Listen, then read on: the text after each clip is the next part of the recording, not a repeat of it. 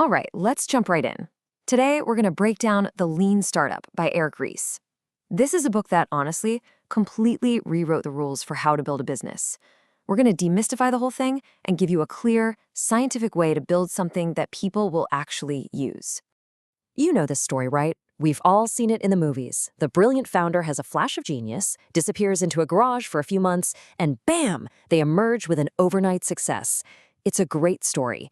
The only problem is, it's mostly a myth, and it's a dangerous one to believe. And here's the reality check. That amazing idea you have, it's probably not enough to succeed.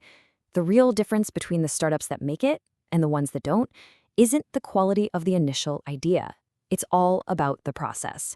It's a race to learn and execute faster than everyone else. So why do so many startups, crash and burn? The surprising truth is, a huge number of those failures are completely avoidable. They happen because founders fall into a simple trap. They try to play a brand new game with a very old rulebook. This slide really gets to the heart of the problem. You see, conventional business management was designed for stable, predictable companies. 5-year plans, in-depth market reports. That stuff is great when you already know who your customers are and what they want. But a startup lives in a fog of extreme uncertainty. You don't know the market yet. Trying to write a perfect plan in that fog is like trying to draw a map of an undiscovered country. It's the fastest way to build a beautiful product that nobody actually wants. This means we have to completely change how we think about the word waste. In a factory, waste is a pile of scrap metal. In a startup, waste is anything and everything that doesn't help you learn what your customers truly want. It's every feature nobody uses, every marketing dollar spent on the wrong message. The biggest waste of all? Spending months or years building the perfect product that no one will ever buy. Okay, so if the old way of planning everything out in advance is broken, what's the alternative? It's not just chaos or winging it, not at all. It's a disciplined, scientific process. It's a simple but incredibly powerful feedback loop that is the absolute core of the lean startup. And this is it. This is the engine. Build, measure, learn. First, you build a quick experiment to test out one of your ideas. Then, you measure how real customers react to it, with actual data, not just what you think they feel. And finally, you learn from that data. Is it telling you you're on the right track? If so, you persevere. If not, it's time to pivot. And then you do it all over again, getting a little bit smarter with every single cycle. Now, here's a crucial twist. Even though the loop starts with the word build, the thinking actually happens backwards. Before you write a single line of code, you have to stop and ask, what is the most important thing I need to learn right now? And what's the single biggest, riskiest assumption I'm making that if I'm wrong will kill this whole business? The answer to that question is what you build your first experiment around. This means the real sign of progress isn't just shipping features or meeting deadlines. The real progress is what's called validated learning. This is just a fancy way of saying you have cold, hard proof from real customers that you're discovering something true and valuable. It's the process of turning your biggest fears and assumptions into solid facts. All right, so you know you need to build an experiment to test your riskiest idea. But what exactly do you build? You build the smallest, fastest, simplest thing you possibly can that will get you through one turn of that build, measure, learn loop. You build what's called a minimum viable product, or an MVP. I absolutely love this quote from Reid Hoffman, the founder of LinkedIn. It perfectly captures the MVP mindset. It's not an excuse to build something terrible. It's about discipline.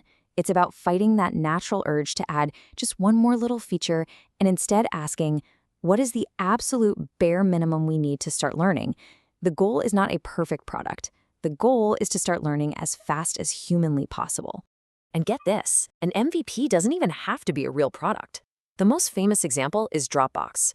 Before they built their incredibly complex software, they just made a simple video that showed what it would do.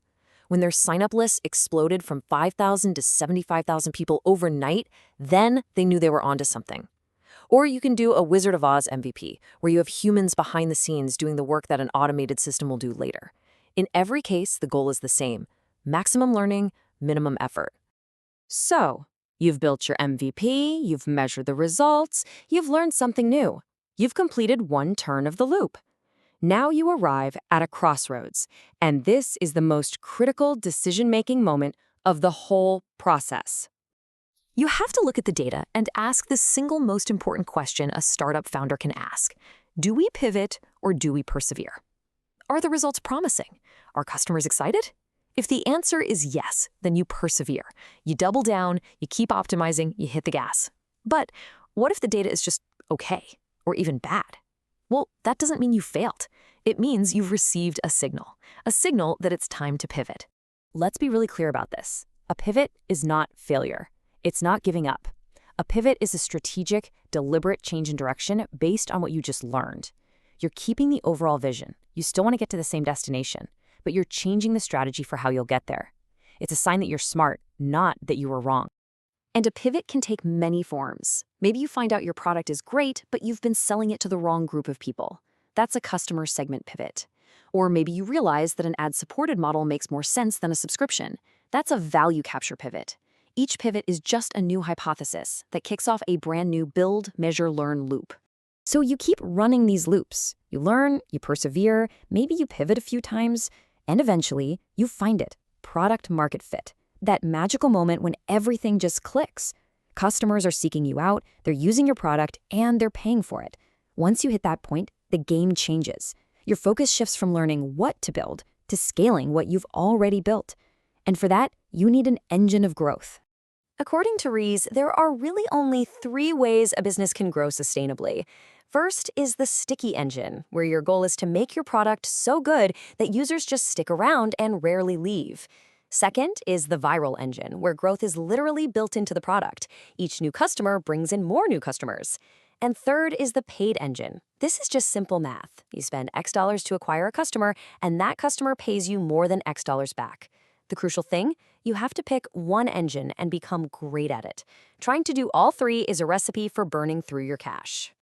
So when you boil it all down, what is the lean startup really about?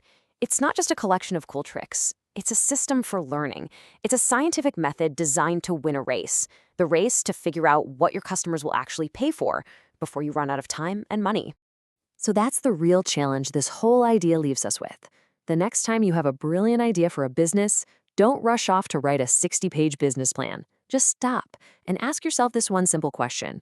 What is the smallest, fastest, cheapest experiment I can possibly run to find out if anybody out there in the real world actually cares? Because running that little test, that's the first real step.